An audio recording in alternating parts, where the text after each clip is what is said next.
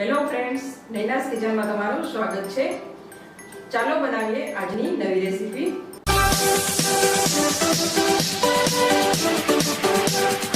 આજે આપણે બનાવીશું વ્રત કે ઉપવાસમાં ખાઈ શકાય તેવી ક્રિસ્પી અને ટેસ્ટી ફરાળી કટલેસની રેસીપી। આ કટલેસ ખૂબ જ ઝડપથી તૈયાર થઈ જાય છે અને ખાવામાં પણ એટલી ટેસ્ટી લાગે છે। તો ચાલો જોઈ લઈએ કેવી રીતે બને છે આ ફરાળી કટલેસ। ફરાળી કટલેસ બનાવવા માટે સૌથી પહેલા આ કટલેસને ક્રિસ્પી બનાવવા માટે મેં અહીં હાફ કપ જેટલા સાબુદાણા લીધેલા છે। આ સાબુદાણાને આપણે મિક્સરમાં પીસી અને તેનો પાવડર તૈયાર કરીશું। અહીં આપણો સાબુદાણાનો પાવડર તૈયાર થઈ ગયો છે। હવે આપણે કટલેસ માટેનું સ્ટફિંગ તૈયાર કરીશું। કટલેસ બનાવવા માટે મેં અહીં બટેટાને પહેલેથી જ બાફીને રાખી દીધેલા હતા। જ્યારે પણ તમે કટલેસ બનાવો અથવા તો પેટીસ બનાવો ત્યારે બટેટાને પહેલા બાફી અને ઠંડા કરી લેવાના રહેશે।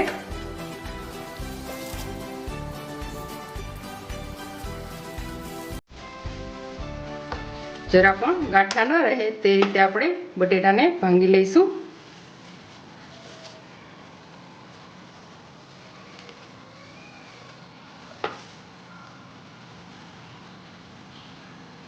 હવે આપણે મસાલા કરીશું। સૌથી પહેલા અહીં આપણે સ્વાદ પ્રમાણે મીઠું એડ કરીશું। 1 ચમચી જેટલું લાલ મરચું પાવડર એડ કરીશું।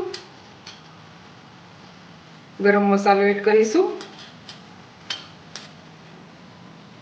ધાણા જીરું પાવડર એડ કરીશું। હાફ ચમચી જેટલો મરી પાવડર એડ કરીશું। 1 ચમચી જેટલું આદુ અને મરચાંની પેસ્ટ એડ કરીશું। આ કટલેસ થોડી સ્પાઇસી હશે તો ખાવામાં ખૂબ જ ટેસ્ટી લાગશે। ત્યાર પછી આપણે 3 ચમચી જેટલો સિંગદાણાનો ભૂકો એડ કરીશું। મેં સિંગદાણાને શેકી તેની છાલ કાઢી લીધેલી અને ત્યાર પછી તેને મિક્સરમાં ક્રશ કરી લીધેલા હતા। અડધા લીંબુનો રસ એડ કરીશું। પહેલા આપણે 3 ચમચી જેટલો સાબુદાણાનો પાવડર એડ કરીશું। ત્યાર પછી તેમાં આપણે 2 ચમચી જેટલો સિંગોડાનો લોટ એડ કરીશું। તમે સિંગોડાના લોટની જગ્યાએ તપકીનો લોટ પણ એડ કરી શકો છો। 1 ચમચી જેટલી દળેલી ખાંડ એડ કરીશું। લીલા ધાણા એડ કરીશું અને બધી વસ્તુ એકદમ સારી રીતે મિક્સ કરી લઈશું।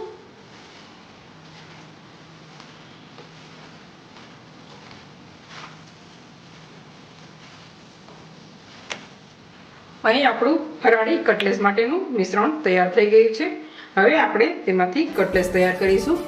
આ રીતે કટલેસનું મોલ્ડ લેવાનું રહેશે અને સાઈડમાં થોડું તેલ લગાવી દઈશું। આ મોલ્ડ માર્કેટમાં આસાનીથી મળી રહેશે।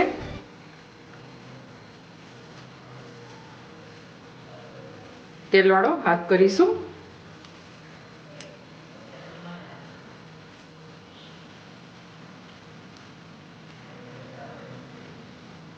આ રીતે પ્રેસ કરી દઈશું।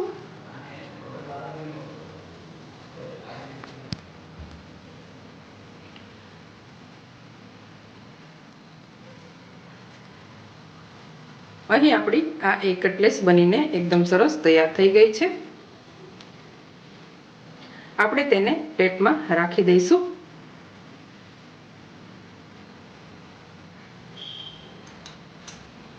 આ રીતે બીજી બધી તૈયાર કરીશું। અહીં આપણી કટલેસ વળાઈને તૈયાર થઈ ગઈ છે। હવે આપણે તેને તળી લઈશું। મેં અહીં તેલને ગરમ કરવા માટે રાખી દીધેલું હતું। તેલ અહીં આપણું ગરમ થઈ ગયેલું છે। આપણે એક પછી એક કટલેસ એડ કરતા જઈશું।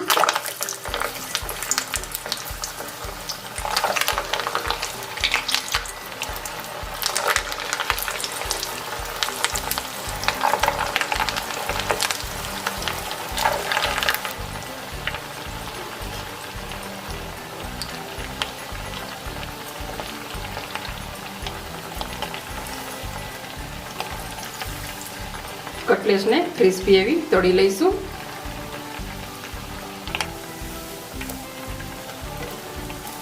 અહીં આપણે કટલેસની સાઈડ ચેન્જ કરીશું। આ કટલેસને તળાતા જરા પણ વાર લાગતી નથી, ખૂબ જ ઝડપથી તળાઈને તૈયાર થઈ જશે. કટલેસ તળતી વખતે ધ્યાન રાખવાનું કે તમારું તેલ એકદમ સરસ ગરમ થયેલું હોવું જોઈએ.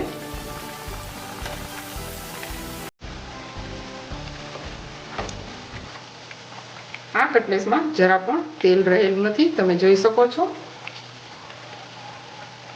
અહીં આપણે કટલેસને એક પ્લેટમાં કાઢી લઈશું.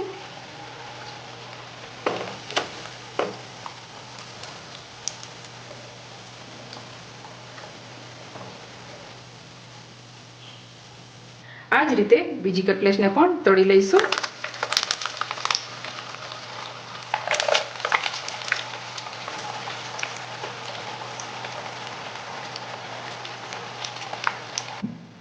અહીં આપણી ફરાળી કટલેસ તળાઈને તૈયાર થઈ ગઈ છે. આપણે તેને સર્વિંગ પ્લેટમાં લઈ લઈશું. મેં આ કટલેસને ટોમેટો કેચઅપ સાથે સર્વ કરેલી છે.